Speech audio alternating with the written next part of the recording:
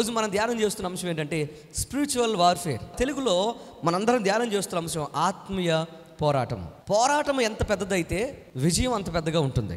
నీ జీవితంలో యుద్ధము లేని చోట, పోరాటం లేని చోట విజయము అనేది ఉండదు. ఎక్కడైతే పోరాటం ఉంటుందో, మీ జీవితంలో యుద్ధం ఉంటుందో, అక్కడే ఆశీర్వాదకరమైన దీవెనకరమైన విజయం ఉంటుంది. విజయం యుద్ధము తర్వాత వస్తుంది. యుద్ధము లేని చోట విజయం అనేది మన జీవితంలో ఉండదు. మన జీవితంలో అర్థం చేసుకోవాల్సింది ఏంటంటే, ఈ భూమి మీద బ్రతుకుతున్న ఇంచుమించుగా 760 కోట్ల మంది కన్నా ఎక్కువగా ఈ భూమి మీద బ్రతుకుతున్నారు. ప్రతి మనిషి జీవితంలో 2 రకాలైన జీవితాలు జీవించాలి. ఒకటి ఫిజికల్ లైఫ్, అంటే మనం శారీరకంగా జీవించే జీవితం అయితే, రెండోది స్పిరిచువల్ లైఫ్, అంటే ఆధ్యాత్మికమైన లేదా ఆత్మ సంబంధమైన జీవితం. ప్రతి మనిషి, దేవుడు నమ్మిన వాడైనా నమ్మని వారైనా 2 రకాలైన జీవితాలు జీవించాలి. ఒకటి శారీరక సంబంధమైన జీవితం, రెండవది ఆత్మ సంబంధమైన జీవితం. చాలా మంది అంటూ ఉంటారు, మీరు గమనించారు లేదో, నేను అలా బయటకు నడుస్తూ ఉంటే నాకేదో తెలియని రూపం కనపడింది, లేకపోతే తెల్లని రూపం కనపడింది, నాకేదో నన్ను నొక్కేస్తున్నట్టో, నన్ను నా గొంతు పిసికేస్తున్నట్టో నాకు అనిపించింది అంటూ ఉంటారు. నిజంగా ఈ యొక్క సృష్టిలో మన జీవితంలో మనము కాకుండా కంటికి కనపడని ఆత్మ సంబంధమైన శక్తులు, అతీతమైన శక్తులు ఏమన్నా ఉన్నాయా అని మనం ఆలోచన చేసి మన ప్రశ్న వేసుకుంటే, ప్రతి మనిషి జీవితంలో మీకు తెలియకుండానే మిమ్మల్ని వెంటాడుతున్నా, మిమ్మల్ని ఎప్పుడు బలహీనపరచాలని ఏదో రకంగా ఒక కుట్ర పన్నుతున్న ఒక రకమైన సాతాను శక్తుల యొక్క గుంపు ఎప్పుడూ మీ జీవితంలో ఉంటుందని మీరు గమనించాలని మీకు మనం చేస్తున్నాను. యేసయ్య మన దేవుడని నువ్వు నమ్మగలిగితే, ఆయన మన కోసం ప్రాణం పెట్టి తిరిగి లేచాడు, పరలోక రాజ్యం వెళ్ళాడు అని నువ్వు నమ్మగలిగితే, దేవుడు ఉన్నాడు అన్నది ఎంత నిజమో, అలాగే దెయ్యము లేదా సాతాను వాడి యొక్క సైన్యం ఉన్నది అనేది కూడా అంతే నిజం. మన జీవితంలో మన శారీరక సంబంధమైన ఫలింపు, శారీరక సంబంధమైన విజయాలు, శారీరక సంబంధమైన అభివృద్ధి, ఆశీర్వాదం దేని మీద ఆధారపడుతుందో తెలుసా?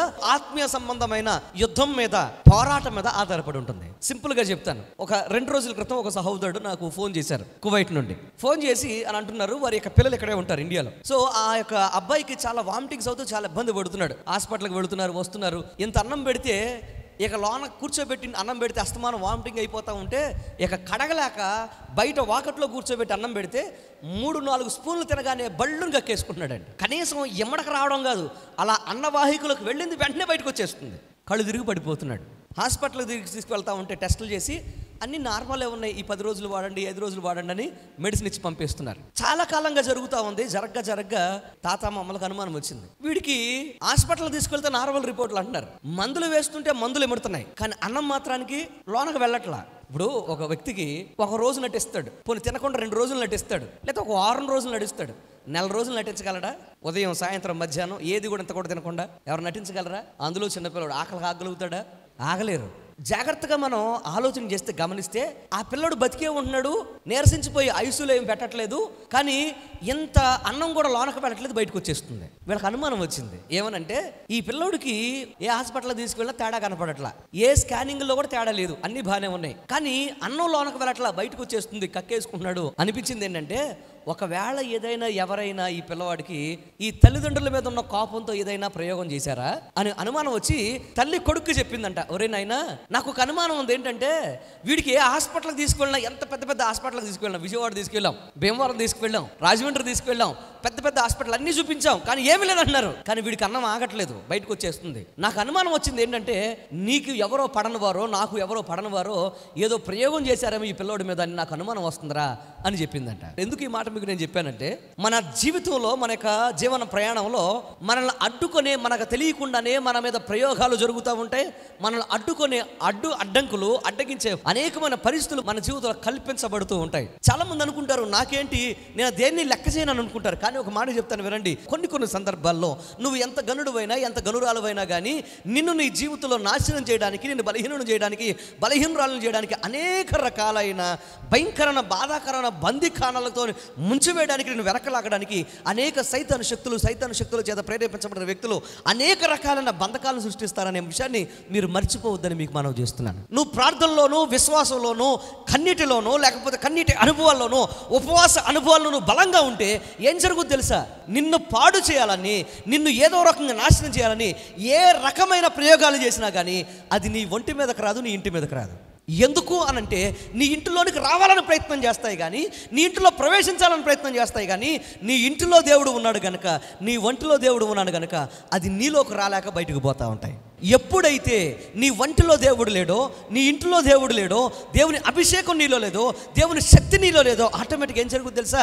దేవుని యొక్క శక్తి నీలోకి ప్రవేశించలేకపోవడం వల్ల సైతాను శక్తి ఈజీగా నీలోకి వచ్చి నేను నాశనం చేయడం ప్రారంభిస్తుంది. మార్టిన్ లూథర్ అనే గొప్ప భక్తుడు ఇలా అన్నాడు, the loyalty of the soldier is proved in battle అని అన్నాడు.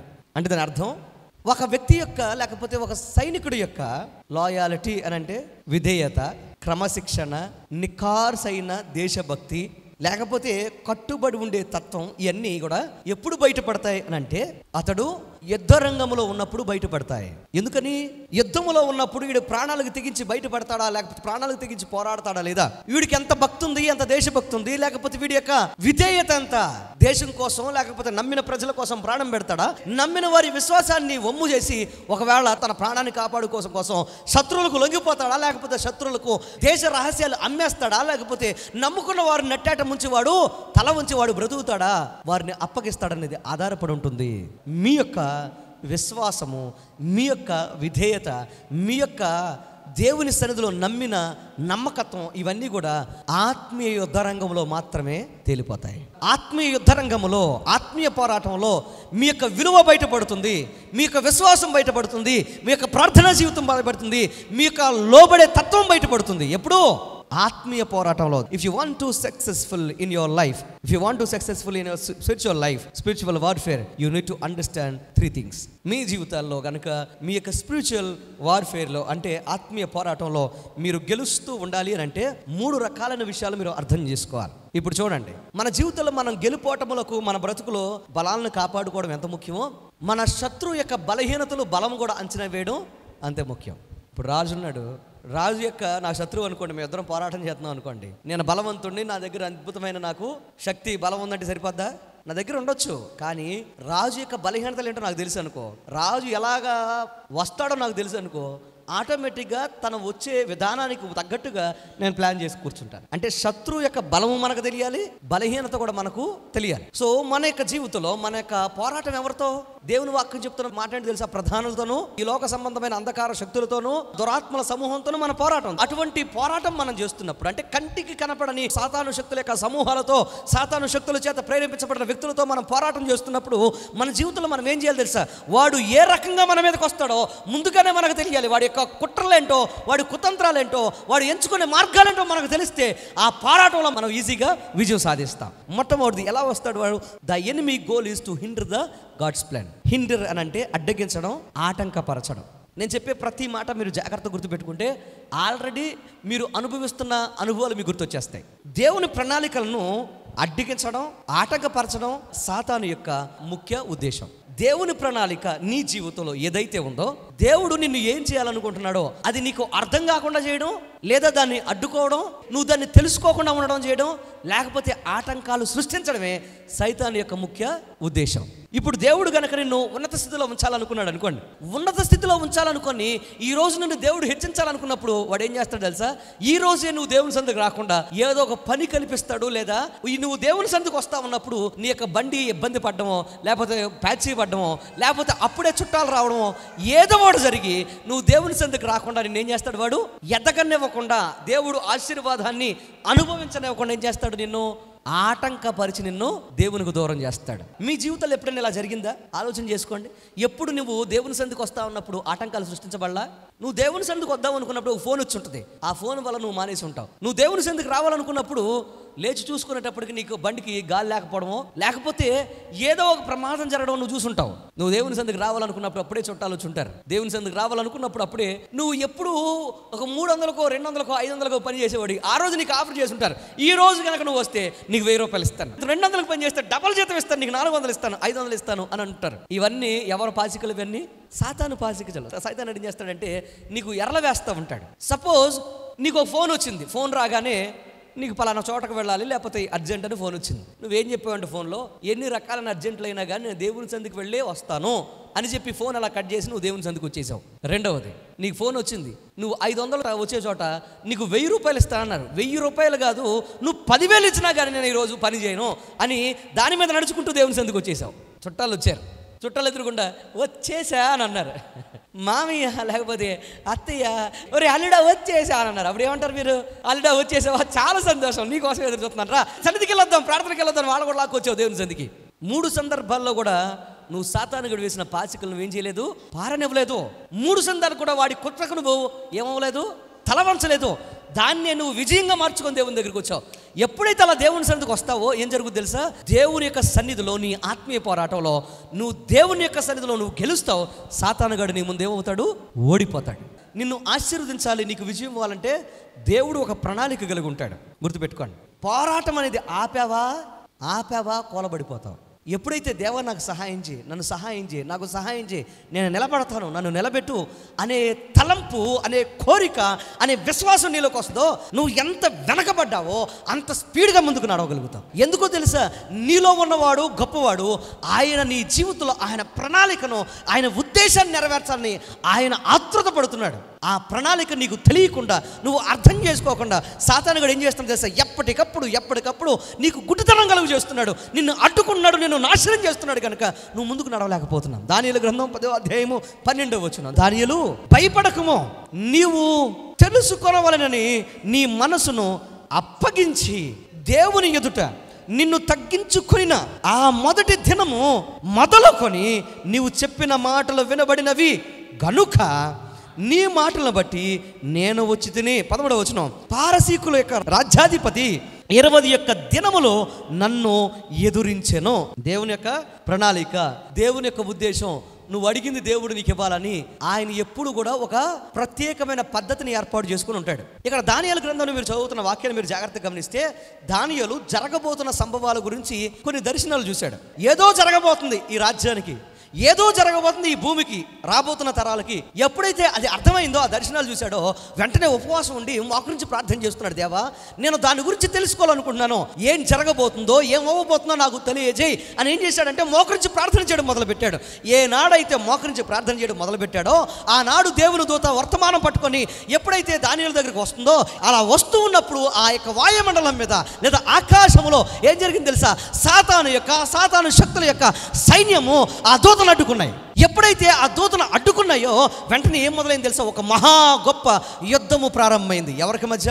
దేవుని దూతలకు, అలాగే సాతాను యొక్క దూతలకు సమూహానికి మధ్యన ఒక పెద్ద సైన్యం, ఒక పెద్ద అద్భుతమైన ఒక యుద్ధం ప్రారంభమైంది. ఆ యుద్ధంలో 21 రోజుల పాటు ఏం జరుగుతుంది తెలుసా?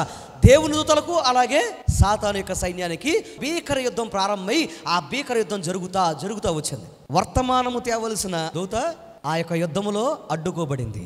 ఆ వర్తమానాన్ని తీసుకొని కిందకు రాలేకపోతుంది. మరి దానియేలు ఏం చేస్తున్నాడు? వాక్యం మీరు చదివితే 21 దినాలు నువ్వు మొదలుపెట్టావు, చూసావు, ప్రార్థన మొదలుపెట్టిన ఆ మొదటి దినమందే నేను జవాబును పట్టుకొని దేవుని దగ్గర నుంచి బయలుదేరాను. కానీ ఆ మొదటి దినమే బయలుదేరాను, కానీ ఈ 21 దినాలు ఇప్పటికి నువ్వు ప్రార్థన చేస్తూనే ఉన్నావు. ఈ 21 దినాలు నేను నా పోరాటంలో ఉండిపోయాను. కానీ ఏం జరిగింది తెలుసా? 21 దినాల్లో ఒక అద్భుతం జరిగింది. ఏంటంటే దేవుడు మిఖాయేలును పంపించేటప్పటికి మిఖాయేలు మాకు సహాయం చేసి యుద్ధములో మమ్మల్ని గెలిపించాడు. దేవునికి స్తోత్రం కలుగునుగాక. మా మార్గాలు సరళం చేశాడు. ఎప్పుడైతే మా మార్గాలు సరళం చేశాడో అప్పుడు నేను తీసుకొచ్చి నీకు జవాబు ఇప్పుడు నేను చెప్పగలుగుతున్నాను. జాగ్రత్తగా వినండి. ఇప్పుడు చాలా అద్భుతమైన ఒక రహస్యాన్ని చెప్తున్నాను మీకు. ప్రతి ఒక్కరు కూడా ప్రార్థన చేస్తారు జవాబు కోసం. ప్రతి ఒక్కరు ప్రార్థన చేస్తారు దేవుని సహాయం కోసం. ప్రతి ఒక్కరు ప్రార్థన చేస్తూ ఉంటారు దేవుని అద్భుతం కోసం, ఒక సూచన కోసం. ఈ వాక్యం మనకు తెలియజేస్తున్న విషయం ఏంటి తెలుసా? దేవుని సన్నిధిలో నువ్వు మనఃపూర్వకంగా దేవునికి నచ్చినట్లుగా ఎప్పుడైతే మోకరించి తగ్గించుకొని ప్రార్థన మొదలు పెడతావో అప్పుడు వెంటనే దేవుని యొక్క సన్నిధిలోంచి నీకు జవాబు వస్తుంది. 11వ వచనం ఇలా ఉంది, నువ్వు బహుప్రియుడవు గనుక నేను నీ యొద్దకు పంపబడితిని. 12వ వచనం చూడండి, నీ మనసును అప్పగించి దేవుని ఎదుట నిన్ను తగ్గించుకొనిన, నీ మనసును నిలిపి దేవుని ఎదుట నువ్వు తగ్గించుకొనిన ఆ దినమున. ఈ 2 మాటలు గుర్తుపెట్టుకోండి. ఏం చేశాడు దానియేలు? తన మనసును దేవుని దగ్గర ఉంచాడు, లగ్నం చేశాడు. రెండవది ఏం చేశాడు? దేవుని సన్నిధిలో తనను తాను తగ్గించుకున్నాడు. అంటే దేవునికి ఇది నచ్చింది. ఏ రోజైతే అలా చేశాడో అప్పుడు ఏం చేశాడు? దేవుడు జవాబు పంపాడు. అంటే మనము కూడా దేవునికి నచ్చినట్లుగా దేవుని సన్నిధిలో కన్నీరు గారుస్తూ ఉపవాసాలు ఉండి మోకరించి ఎప్పుడైతే విజ్ఞాపనలు మొదలు పెడతామో ఆ క్షణమందే మనకేమవుతాయి? జవాబు, సహాయము, మనకు కావలసిన ఈవులు పంపబడతాయి. కానీ దేవుని యొక్క ఆశీర్వాదాన్ని, దేవుని యొక్క ఉన్నతమైన స్థితిని, దేవుడిచ్చే బహుమానాల్ని, దేవుడిచ్చే విడుదలని, దేవుడిచ్చే ఆరోగ్యాన్ని, దేవుడిచ్చే అద్భుతమైన శక్తిని, బలాన్ని, దేవుడు దయచేసే ఆశీర్వాదంతో కూడుకున్న ఉన్నతమైన జవాబుని నీవు అనుభవించకుండా, నువ్వు పొందుకోకుండా, నీ జీవితంలో నువ్వు అది అందుకోకుండా ఏం చేస్తాడు తెలుసా? సైతానుగాడు దాన్ని అడ్డుకుంటాడు, అడ్డగిస్తాడు. అంత మాత్రమే కాదు, నీ జీవితంలో ఆ ప్రణాళిక అర్థం కాకుండా నీ మనసును ఏం చేస్తాడు? వాడు తిప్పేస్తాడు. చాలా దినాలుగా ప్రార్థన చేసిన ప్రార్థనలకు జవాబులు రావట్లేదా? కారణం ఏంటి చెప్పండి? మీరు దాన్ని అనుభవించకుండా సాతాను ఏం చేస్తున్నాడు? మీకు వ్యతిరేకంగా యుద్ధం చేస్తున్నాడు. వాడు వ్యతిరేకంగా యుద్ధం చేస్తున్నాడు కనుక మీ జీవితాల్లో మీరు ఏం చేయలేకపోతున్నారు? ఆశీర్వాదాల్ని అనుభవించలేకపోతున్నారు. కొంతమంది సైతాను శక్తులు పట్టిన వాళ్ళు, కొంతమంది సమస్యలో ఉన్న వాళ్ళు వస్తారు, ఇలా చిన్న ప్రార్థన చేయగానే వాళ్ళు స్వస్థపడి వెళ్ళిపోతూ ఉంటారు. ఇంకొంతమంది ఉంటారు, గంట 2 గంటల ప్రార్థన చేయాల్సి వస్తుంది, ఒక రోజంతా దేవుని సన్నిధిలో ఉండి ప్రార్థన చేయాల్సి వస్తుంది. ఇంకొంతమందికి ఒక వారం రోజులు ప్రార్థన చేయాల్సి వస్తుంది. ఇంకొంతమందికి 7 వారాలు 10 వారాలు ప్రత్యేకంగా కూడుకలు పెట్టి మరీ ప్రార్థన చేయాల్సి వస్తుంది. ఏంటి కారణం? అలా క్షణంలో వెళ్ళిపోయేవాడి యొక్క జీవితంలో ఉన్న అపవాది యొక్క సైన్యం చిన్నది కనుక ఇలా చిన్నగా ప్రార్థన చేస్తే పోయింది. ఇంకొంతమంది వెనక ఉన్న సైతాను యొక్క పోరాటం చాలా పెద్దది కనుక ఎక్కువ కాలం పోరాటం చేయాల్సి వస్తుంది. ఇది అర్థం కాక చాలామంది అనుకుంటారు, అయ్యగారు ప్రార్థన చేస్తే పోలా, అయ్యగారి దగ్గర పెద్ద శక్తి లేదు. నీ బంధం కాదు, నువ్వు తీసుకొచ్చింది పెద్ద శక్తి, నీ వెనక ఉన్నది పెద్ద సమూహం, నీకు తెలియట్లేదు. అది నీ యొక్క పోరాటం ఎలా ఉండాలంటే నీ శత్రువు తగ్గట్టు ఉండాలి. నీ యొక్క యవ్వన కుమారుల వెనక, నీ భర్త వెనక, నీ భార్య వెనక, నీ అందమైన కుటుంబం వెనక దాన్ని పాడు చేయాలనే ఒక సైన్యం ఎప్పుడు కూడా పనిచేస్తుందని మరి మర్చిపోద్దని మీకు మనం చేస్తున్నాను. ఒక శ్రమ పోయేటప్పటికి ఇంకొక శ్రమ తీసుకొచ్చి నీ ముందు పెడతా ఉంటుంది. మరి దానియేలు జీవితంలో ఎందుకు విజయాన్ని సాధించాడు? జవాబును పొందుకున్నాడు. ప్రార్థన చేశాడు, 2 రోజులు అవలా 3 రోజులు అవలా వెంటనే లేచి వెళ్ళిపోయాడా? ఇంకా ప్రార్థన మానేశాడా? అంశాన్ని వదిలిపెట్టాడా? లేదు. ఆ సంభవాల గురించిన ఆ యొక్క వార్త, శుభవార్త లేకపోతే యొక్క అద్భుతమైన దర్శనం తను పొందుకునే వరకు ఉపవాసంతో మంచినీళ్ళు కూడా పట్టకుండా ప్రార్థన చేస్తూనే ఉన్నాడు. దానియేలుకు తెలుసు, ఏంటి తెలుసా? మోకరించి ప్రార్థన చేస్తే జవాబు ఖచ్చితంగా దేవుని దగ్గర నుంచి వస్తుందనే దృఢమైన సంకల్పం, విశ్వాసం దానియేలుకు ఉంది కనుక దానియేలు అది ఖచ్చితంగా వస్తుంది. వచ్చే వరకు నేను మోకరిస్తాను దానికోసం ఎదురు చూశాడు. ఖచ్చితంగా వస్తుందని ఎవరికి తెలుసు? దానియేలుకు తెలుసు. అందుకని 21 దినాలు ప్రార్థనలో ఉన్నాడు, 21 దినాలు ఉపవాసం చేశాడు. అలా ప్రార్థించగా దేవుని దూత కిందకి దిగొచ్చి 21 దినాల్లో అతని యొక్క జీవితంలో ఆశించిన ప్రతీదీ దేవుని దగ్గర నుంచి అతనికి చెప్పడం ప్రారంభించింది. ఏం చెప్పిందో తెలుసా? ఆ రాజ్యం యొక్క భవిష్యత్తు మాత్రమే కాదు, ఆ యొక్క చుట్టుపక్కల రాజ్యాల యొక్క భవిష్యత్తు మాత్రమే కాదు, దానియేలు కలిగిన దర్శనాలు మీరు చూస్తే భూమికి ఏం జరగబోతుంది, సృష్టికి ఏం జరగబోతుంది, దేవుడు ఏం చేయబోతున్నాడు, దేవుని ప్రణాళిక ఏంటి, మనుషుల యొక్క సృష్టి యొక్క రహస్యం ఏంటి, అంత దానియేలుకు చెప్పేశాడు. ఒక బలమైన పోరాటం, ఒక బలమైన ప్రార్థన, ఒక బలమైన విశ్వాసం నీ జీవితంలో చేయడం వల్ల దేవుని యొక్క శక్తిని, బలాన్ని, దేవుని యొక్క అద్భుతమైన ప్రణాళికను నీ జీవితంలో ప్రత్యక్షంగా నువ్వు చూసేస్తావు. అటువంటి నిశ్చయత, అటువంటి ప్రత్యక్షత నీకు రావాలి అని అంటే నీవు సాతానుని ఎప్పుడు కూడా నిన్ను అడ్డగిస్తున్నాడని, సాతాను దేవుని యొక్క ప్రణాళిక, దేవుని చిత్తం నీకు తెలియకుండా చేస్తున్నాడు అని నువ్వు ఖచ్చితంగా తెలుసుకుని తీరాలి. అలా తెలుసుకోలేకపోతే ఖచ్చితంగా నీ ఆత్మీయ జీవితంలో నువ్వు గెలవలేవు. ఆత్మీయ జీవితంలో గెలవాలి, తద్వారా నీ యొక్క శారీరక జీవితంలో గెలిచి ఆశీర్వాదాలు అనుభవించాలి. ఎఫెసీయులకు రాసిన పత్రిక 6 అధ్యాయం 12 వచనం చూడండి. ఎలాగనగా మనం పోరాడినది శరీరంతో కాదు కానీ ప్రధానులతోనూ, అధికారులతోనూ, ప్రస్తుత అంధకార సంబంధులకు, లోకనాథులతోనూ, ఆకాశ మండలమునున్న దురాత్మల సమూహంతోనూ పోరాడుచున్నాము. ఈ మాటలు చదువుతా ఉంటే వెన్నులో వణుకు రావాలి. ఇంటి ముందున్న దానితో పోరాడడానికి మనకి ఓపిక లేదు, ఇంటి వెనకాలతో పోరాడడానికే గజగజ వణికిపోతున్నాం, ఒక చిన్న శత్రువుతో మనం మాట్లాడడానికే గజగజలాడిపోతున్నాం. ఒక పెద్ద లిస్ట్ రాశాడు చూడండి. ఎవరు? జీవము కలిగిన దేవుడు రాయించి పెట్టాడు. మన పోరాటం ఎవరితో? ప్రధానులతోనూ, అధికారులతోనూ, ప్రస్తుత అంధకార సంబంధులకు, లోకనాథులతోనూ, ఆకాశ మండలం ముందున్న దురాత్మల, ఒక దురాత్మకే వణిగిపోతున్నాం. మరి దురాత్మల సమూహం అయితే నిలబడగలుగుతున్నామా? ఎందుకు అనుకున్నారు ఆత్మీయులు పడిపోవడానికి కారణం? ఎందుకు అనుకున్నారు? గొప్ప గొప్ప భక్తి, విశ్వాసం కలిగిన వారు వారి జీవితంలో వారి యొక్క గొప్ప గొప్ప విశ్వాసాన్ని వదులుకోవడం కారణం ఎందుకు అనుకున్నారు? చిన్నదానికి పెద్దదానికి దేవుని యొక్క సన్నిధిలో తొలగిపోవడం కారణం ఏంటనుకున్నారు? ఒక చిన్న మాటకో శోధనకో పడిపోవడం కారణం ఏంటనుకున్నారు? ఎందుకనంటే నీ యొక్క వెనక నీ మీద దాడి చేస్తున్న సైతాను శక్తుల యొక్క సమూహం చాలా పెద్దది. నువ్వు ప్రార్థనలో, విశ్వాసంలో బలముగా లేవు గనక నిన్ను పడగొట్టే దురాత్మలు నిన్ను ఎప్పుడు వెంటాడుతూనే ఉన్నాయి. అది నువ్వు అర్థం చేసుకుంటే నువ్వు దేవుని సన్నిధిలో అంధకార దురాత్మల సమూహముతో నువ్వేం చేయగలుగుతావు తెలుసా? అద్భుతమైన పోరాటం నీ ప్రార్థన ద్వారా, విశ్వాసం ద్వారా, కన్నిటి అనుభవాల ద్వారా నువ్వు చేయగలుగుతావు. ఒకవేళ నీ ఇంట్లో నువ్వు పోరాటం చేస్తుంటే బలహీనలు ఉన్నా కానీ వారి పక్షాన్ని నువ్వు ప్రార్థన చేయడం వల్ల వారు కూడా గెలుపు పొందుకుంటారు. వారు గెలుపు పొందుకోలేకపోతున్నారంటే వారి జీవితంలో ఏం లేదని, వారి వెనకాల ప్రార్థన లేదని, ప్రార్థన శక్తి లేదని అర్థం. మీలో చాలామందికి ఇంట్రెస్ట్ కూడా ఉండదు. ఎందుకో చెప్పనా? ఈ వాక్యం దేన్ని కదిలిస్తుంది తెలుసా?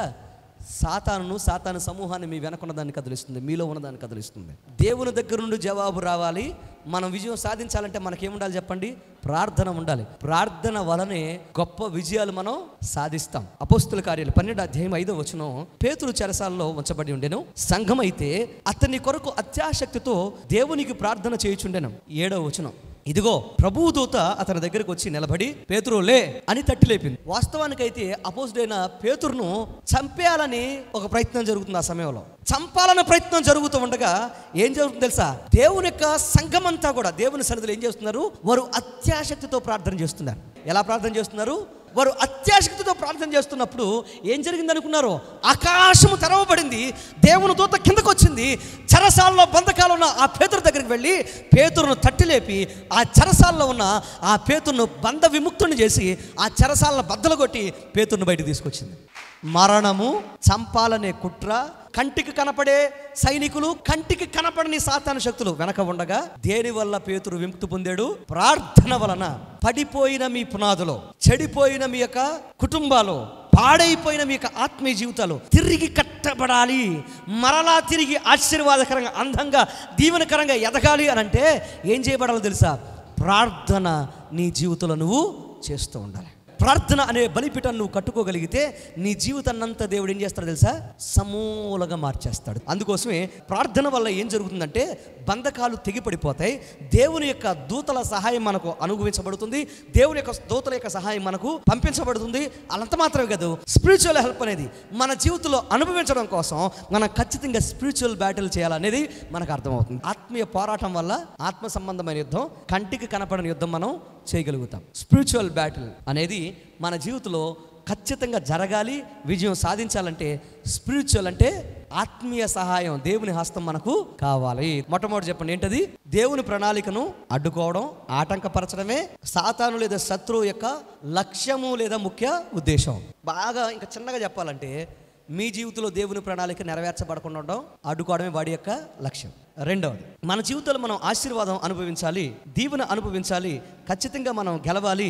మనం దేవుని యొక్క కృపను పొందుకొని దేవుని యొక్క శక్తిని మనం అనుభవిస్తూ దేవుని సన్నిధిలో అద్భుతమైన కార్యాలు మనం చూడాలి అని అంటే ఖచ్చితంగా మనం అర్థం చేసుకోవాల్సింది ఏంటంటే సాతాను యొక్క రెండవ కుట్ర ఏంటో మనకు తెలియాలి. రెండవది, the enemy plan is kill, steal, destroy. సాతానుడి యొక్క ఉద్దేశం ఏంటంటే నిన్ను చంపడం, దొంగిలించడం, నిన్ను పాడు చేయడం లేదా ధ్వంసం చేయడం సాతాను యొక్క లేదా శత్రువు యొక్క ముఖ్య లక్ష్యము. యోహాను సువార్త 10:10 పరిశుద్ధ లేఖనం ఇలా మాట్లాడుతుంది. దొంగతనమును, హత్యను, నాశనమును చేయుటకు వచ్చును గాని మరి దేనికి రాడు. గొర్రెలకు జీవము కలుగు చేయటకు, అది సమృద్ధిగా కలుగు చేయటకు నేను వచ్చితనని మీతో నిశ్చయముగా చెప్పుచున్నానని. దొంగ అనే మాట ఎవరిని సూచిస్తూ చెప్పబడిందంటే సాతానును సూచిస్తూ చెప్పబడింది. దొంగ ఎవరు? సాతాను. వాడు ఎందుకు వస్తాడు? దొంగతనం చేయడానికి వస్తాడు. ఇప్పుడు మీలో చాలామంది దేవుని సన్నిధిలో మీరు దేవుని యొక్క జీవ ఆహారాన్ని, జీవముతో కూడుకున్న ఆశీర్వాదాన్ని మీరు అనుభవించడానికి వచ్చారు. మీ దగ్గర చాలా మంది దగ్గర నుంచి సాతాను గాడు ఏం చేస్తున్నాడు తెలుసా? ఆ జీవ ఆహారాన్ని దొంగిలిస్తున్నాడు. ఎలాగా? మీకు మత్తును కలుగు చేసి, నీరసాన్ని కలుగు చేసి, నిద్ర కలుగు చేసి, నొప్పిని కలుగు చేసి, ఎక్కడ కూర్చుంటున్నారు కదా కాళ్ళల్లోనో లేకపోతే మీకు శరీరంలో ఎక్కడో నొప్పిని కలుగు చేసి దేవుని సన్నిధిలో కూర్చోకుండా మిమ్మల్ని ఏం చేస్తున్నాడు? దొంగిలిస్తున్నాడు. దేవుని వాక్యం చెప్తున్న మాట ఏంటంటే దొంగలు దేవుని రాజ్యానికి చాలా మంది భయంకరమైన దొంగలుగా బతుకుతారు. కొంతమంది వారి జీవితంలో మేము దొరకలేదు కదా అని దొరలాగా బతికేస్తా ఉంటారు. మీ జీవితాల్లో మీరు ఏ రకమైన దొంగతనం చేసినా కానీ గుర్తుపెట్టుకోండి, సమయాన్ని దొంగిలించినా, దేవుని సొమ్మును దొంగిలించినా కొంతమందికి ఈ అలవాట్లు ఎక్కువ ఉంటాయి. భార్యలకు బాగా అలవాట్లు, భర్తల జేబుల్లోంచి దొంగిలిచేస్తూ ఉంటారు. ఇంకోటి ఏమనుకుంటారు తెలుసా? మా ఆయనేగా, నాకు ఆ స్వతంత్రం లేదా? మరి స్వతంత్రం ఉంటే అడిగి తీసుకోవచ్చుగా, ఎందుకు తీసేయడం, ఎందుకు దొంగిలించడం? దొంగతనం ఏదైనా కానీ గుర్తుపెట్టుకోండి, డబ్బు కట్టను దొంగతనం చేసిన, వస్తువును దొంగతనం చేసిన, లేకపోతే అంతకన్నా విలువైనవి ఏమైనా దొంగతనం చేసిన, ఇంకోటి గుర్తుపెట్టుకోండి, మనసులో దొంగతనం చేసిన. మీ జీవితాల్లో మీరు పరలోక రాజ్యాన్ని ఏం చేసుకోకూడదు? పోగొట్టుకోకూడదు. నా ఉద్దేశం ఏంటంటే ఏదైనా ఎందుకు భరిస్తాము అని అంటే, ఏదైనా ఎందుకు సహిస్తామంటే మీ జీవితంలో ఎంత నష్టం ఒక దైవజనుడిగా అనుభవించడానికి ఎందుకు సిద్ధపడతామంటే మీరు మీ జీవితంలో పరలోక రాజ్యాన్ని పోగొట్టుకోకూడదు. మీకు తెలుసో తెలియకో చేస్తున్న పనుల వల్ల. తమ్ముడు చెల్లి, ప్రియ సహోదరి సహోదరుడా, మనసు దొంగతనం అనేది కూడా అంతకన్నా నేరం. అందుకనే దేవుని సన్నిధిలో నీ మనసు దేవునికి ఇవ్వాలి, కానీ అందరి మనసులో మనం ఏం చేయకూడదు, దొంగిలించకూడదు. ఇది ఇచ్చేడే ఈ స్థలం, కానీ దొంగిలించే స్థలం కాదు. ఇచ్చే స్థలం ఇది. దేవునికి ఇచ్చేయాలి మన మనసులని. సో దేవుని సన్నిధిలో మనం గుర్తుపెట్టుకోవాల్సింది ఏంటంటే, ఎల్లప్పుడూ కూడా దేవుని ఆశీర్వాదాలని మనం అనుభవించడం కోసం దేవుడి సన్నిధిలో మనం నిలబడి ఉంటే దేవుడు మనల్ని ఏం చేస్తాడు, బలపరచాలని ఆయన ఆశపడతా ఉంటే దొంగ ఏం చేస్తున్నాడు, దొంగిలిస్తున్నాడు. అంత మాత్రమే కాదు, మనల్ని ఏం చేస్తున్నాడు, చంపడానికి సిద్ధపడుతున్నాడు. మనల్ని నాశనం చేయడానికి లేదా మనల్ని ధ్వంసం చేయడానికి, పాడు చేయడానికి వాడు కంకణం కట్టుకొని తిరుగుతున్నాడు. వాడి ఉద్దేశం ఏంటంటే నిన్ను చంపడం, నీ దగ్గర దొంగిలించడం, నిన్ను పాడు చేయడం, ధ్వంసం చేయడమే వాడి యొక్క ముఖ్య ఉద్దేశం. సంసోను తీసుకోండి. సంసోను తన జీవితంలో మీరు గమనిస్తే న్యాయాధిపతుల గ్రంథం 16వ అధ్యాయం 1వ వచనం 4వ వచనం మీరు గమనిస్తే సంసోనుకు దేవుడు బలాన్ని ఇచ్చాడు. ఎలాంటి బలం? సామాన్యమైన మనుషులకి ఇవ్వాలని బలాన్ని సంసోనుకి ఇచ్చాడు. ఏ మనిషికి లేదు అలాంటి బలం. గొప్ప బలాన్ని ఇచ్చాడు. ఆ బలం ఎందుకు ఇచ్చాడు అని అంటే, సంసోను ఒక ఉద్దేశంతో దేవుడు సృష్టించాడు. ఏంటి ఆ ఉద్దేశం? ఇశ్రాయేలు ప్రజలందరినీ ఒక్కడే సైన్యంగా ఉండి ఏం చేయాలి, ప్రజలందరినీ, రాజ్యాలందరినీ కాపాడాలని ఒక వ్యక్తికి బలాన్ని ఇచ్చి సృష్టించాడు. మరి సంసోను సైతాను గడి టార్గెట్ చేశాడు. సైతాను గడి ఏం చేశాడు తెలుసా? సంసోను మీద యుద్ధం ప్రకటించాడు. ఎప్పుడైతే సంసోను ఆత్మీయ జీవితం మీద సైతాను యొక్క సమూహం దాడి చేయడం మొదలుపెట్టిందో, లేకపోతే యుద్ధం చేయడం మొదలుపెట్టిందో, ఏం జరిగింది తెలుసా? సైతాను కుట్ర చేయడం ప్రారంభించాడు. సంసోను దేనికి పడతాడో చూశాడు, దేనికి భ్రష్టుడు అయిపోతాడో చూశాడు. చూసి ఏం చేశాడు తెలుసా? సంసోను బలహీనత మీద పెట్టుకొట్టాడు. సంసోను బలహీనత ఏంటి? ఆమె అనే బలహీనత ఉంది. ఆ అమ్మాయికి లేదా వధువుకు మగువుకు పడిపోతాడు కనుక ఏం చేశాడు తెలుసా? తనకి ఎరగా విసిరాడు. అందుకోసమే 14వ అధ్యాయం 1వ వచనం మీరు చదివితే సంసోను ఒక వేశ్య దగ్గరికి వెళ్ళాడు అని రాయబడింది. 16వ అధ్యాయం 4వ వచనం మీరు చదివితే అక్కడ ఏమని రాయబడింది తెలుసా? సంసోను డెరీలా తొడ మీద పడుకొని మత్తుగా నిద్రపోతున్నాడు అని రాయబడింది. ఒక గొప్ప యోధుడు, గొప్ప బలవంతుడు సాతాను అంతగా బలహీనపరిస్తే మరి నీ సంగతి ఏంటి, మరి నా సంగతి ఏంటి? మనల్ని ఎంతగా సాతాను బలహీనపరుస్తాడో ఎప్పుడైనా ఆలోచన చేశారా నా ప్రియ సహోదరి సహోదరులారా? 16వ అధ్యాయం 1వ వచనం, 16వ అధ్యాయం 4వ వచనం. సంసోను మీద దాడి జరిగింది, ఆత్మీయ దాడి. సంసోను నిలబడలేకపోయాడు. నిలబడ్డా? సంసోను బలవంతుడే, కానీ బలవంతుడు బలహీనుడయ్యాడు. బలం వల్ల వచ్చిన ఘనతను బలహీనుడయ్యి సరసాన్ని పోగొట్టుకున్నాడు. మీరు వాక్యాన్ని గమనిస్తే సొలొమోను మనకు కనపడతాడు. సొలొమోనుకు ఒక ప్రత్యేకమైన జ్ఞానాన్ని దేవుడిచ్చాడు. చాలా గణపరిచాడు. సొలొమోను జీవితంలో అద్భుతమైన రాజ్య పరిపాలన చేస్తూ ఉండగా జ్ఞాన సముపార్జన దేవుని దగ్గర నుంచి చేసి ఈ లోకంలో అందరూ ఆశ్చర్యపోయేటట్లుగా అతడు జ్ఞాన పరిపాలన చేస్తూ ఉంటే ఏం జరిగింది తెలుసా? సొలొమోను మీద ఆత్మీయ దాడి జరిగింది, ఆత్మీయ పోరాటం జరిగింది. సాతాను యొక్క శక్తులు సమూహము సొలొమోను మీద దాడి చేసేటప్పటికి ఏం జరిగింది తెలుసా? గొప్ప జ్ఞానవంతుడే, కానీ ఆ గొప్ప జ్ఞానవంతుడు జ్ఞానహీనుడైపోయి అనేక మంది భార్యలను చేసుకున్నాడు. ఆ అనేక మంది భార్యలు ఏం చేశాడు తెలుసా? అతని యొక్క మనసును ఎవరి వైపు తిప్పారు? దేవుని వైపు కాకుండా లోకం వైపు తిప్పేశారు.